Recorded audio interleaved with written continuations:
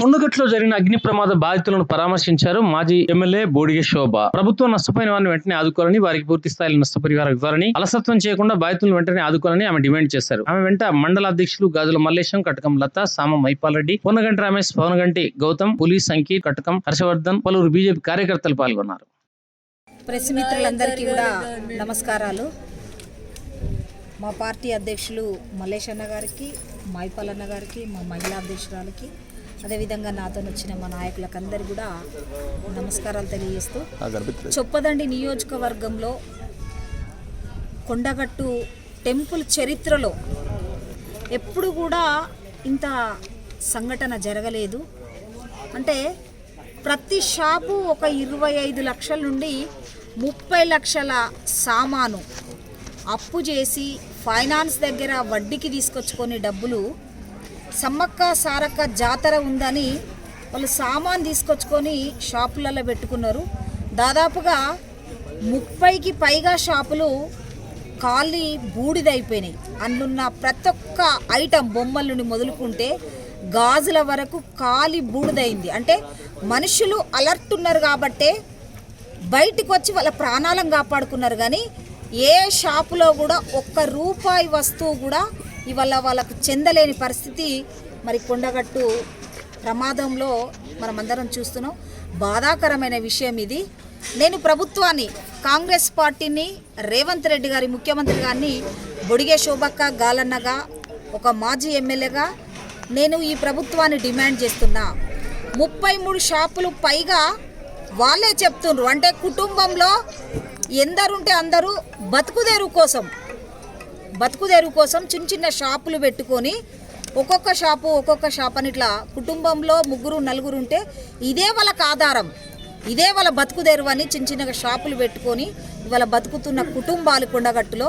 కాబట్టి కొండగట్టులో కాలిన 33 షాపుల ఒక్కొక్క షాపులో దాదాపుగా 30 లక్షలు 25 లక్షల సామాన్ తెచ్చిపెట్టుకుని అన్నారు. కాబట్టి ప్రభుత్వము వెంటనే స్పందించి, రేవంత్ రెడ్డి గారు ముఖ్యమంత్రి గారు వెంటనే స్పందించి ప్రతి కుటుంబానికి, కాలిన ప్రతి షాపుకు, ప్రతి ఒక్కరికి 30 లక్షల పైచిలకు డబ్బులు ఇవ్వాలని, ఆ కుటుంబాలను ఆదుకోవాలని మేము డిమాండ్ చేస్తున్నాం బీజేపీ పార్టీ పక్షాన. అంతేకాదు నిర్మాణం చేసుకోవడానికి కూడా ఇవాళ వాళ్ళ దగ్గర మళ్ళీ అప్పు చేసుకుంటేనే నిర్మాణం చేసుకొని షాపులు పెట్టుకునే పరిస్థితి ఉంది. కాబట్టి దయచేసి ఆలోచన చేసి ప్రభుత్వం ఆదుకోవాలని మేము డిమాండ్ చేస్తున్నాం.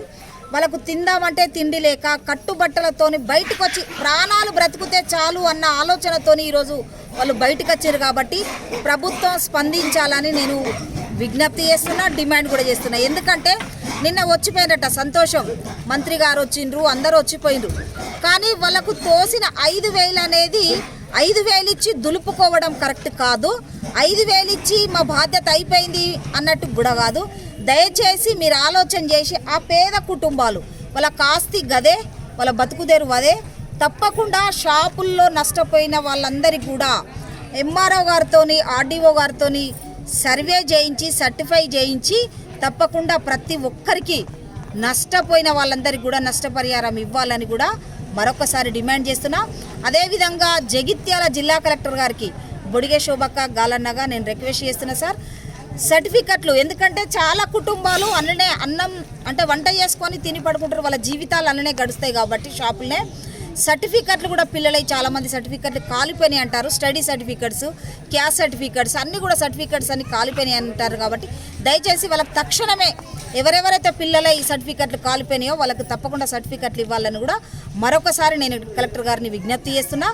కాంగ్రెస్ ప్రభుత్వాన్ని ఏదో మాట వరుసకు వచ్చి ఫోటోలు దిగి అడావుడి చేసి వెళ్ళిపోవడం కాదు, వాళ్ళని ఆదుకోవాలని మరొకసారి మేము డిమాండ్ చేస్తున్నాం. అదేవిధంగా మా కేంద్ర సహాయ మంత్రి గారు బండి సంజయ్ అన్న గారు, పార్లమెంట్ నడుస్తుంది, ఈ రోజు నుండి పార్లమెంట్ ఉంది. కాబట్టి సంజయ్ అన్న గారు, మా ఎంపీలంతా కూడా ఈరోజు ఢిల్లీలో పార్లమెంట్కి పోయారు. కాబట్టి మేము కూడా తప్పకుండా ఇప్పుడు మా మండల శాఖ అధ్యక్షుడు కూడా నిన్న ఇన్ఫర్మేషన్ ఇచ్చారు, మేము కూడా నేను ఇన్ఫర్మేషన్ ఇచ్చినాం. సంజయ్ అన్న ఢిల్లీ నుండి వచ్చిన తర్వాత మేము కూడా కేంద్రం నుంచి కొంత ఆదుకోవాలని మా ఎంపీలకు, మా సంజయ్ అన్న గారికి కూడా మేము కూడా రిక్వెస్ట్ చేస్తాం.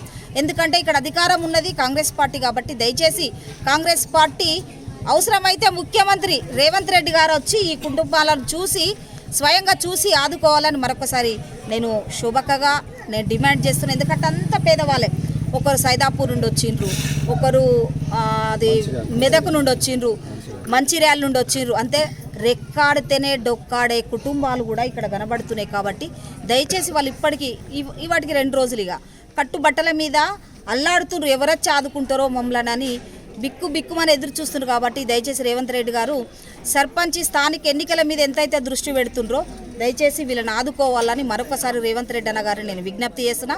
అదేవిధంగా బొడిగే శోభక్క గాలన్న 14లో ఇక్కడ ఎమ్మెల్యేగా ఉన్నప్పుడు చొప్పదండి నియోజకవర్గ హెడ్ క్వార్టర్లో నేను ఫైర్ స్టేషన్ తీసుకొచ్చి పెట్టిన, కానీ అది టైంకి అందలేకపోయిందట.